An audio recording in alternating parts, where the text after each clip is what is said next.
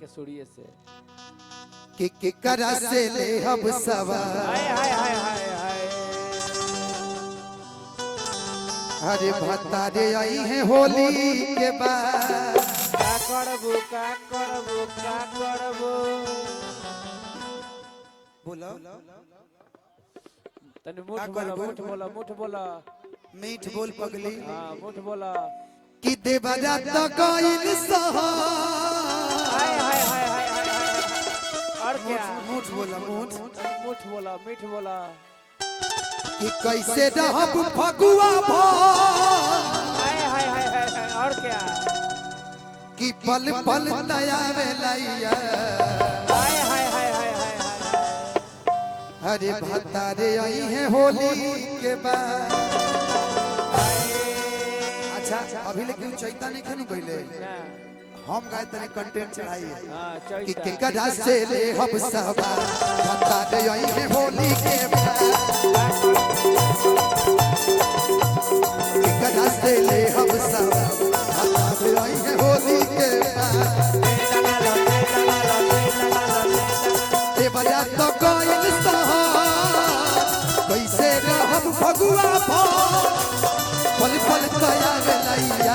बता दे आई है होली के बाद कदा से ले हम सवार बता दे आई है होली के बाद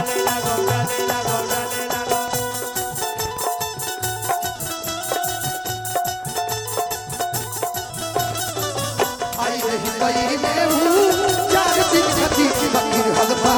जाके गई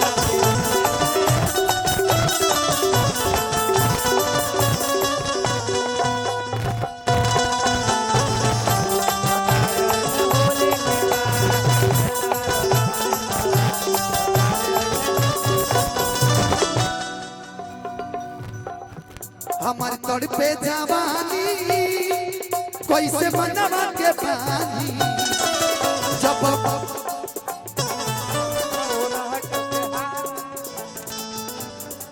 तने के कम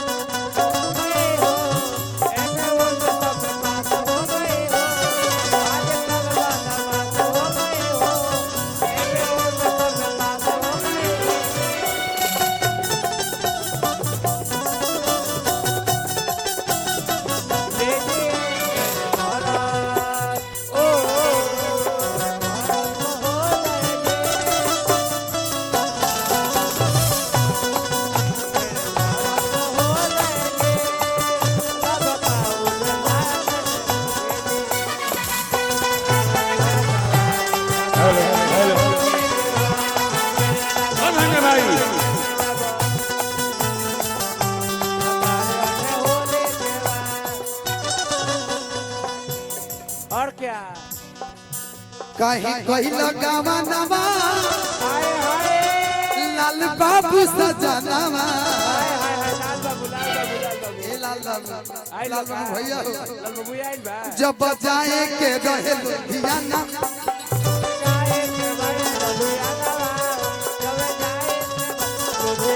और क्या कहीं कोई लगावा नवा लाल बाबू सजनवा जब जाए के रहे लुधियाना हो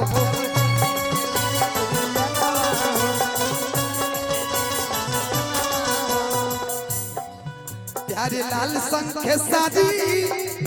सभे गइल ससुरारी अंकित माने नामे हर के कहनावा हो दर्द है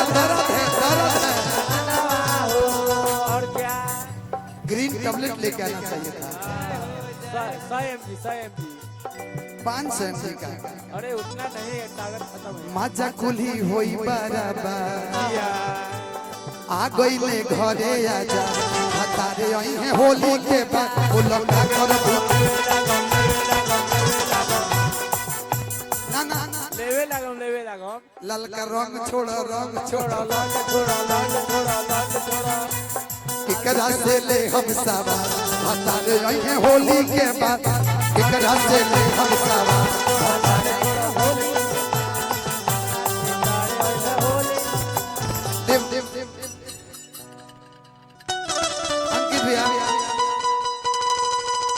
एक लाइन मैं माफी चाहता हूँ आप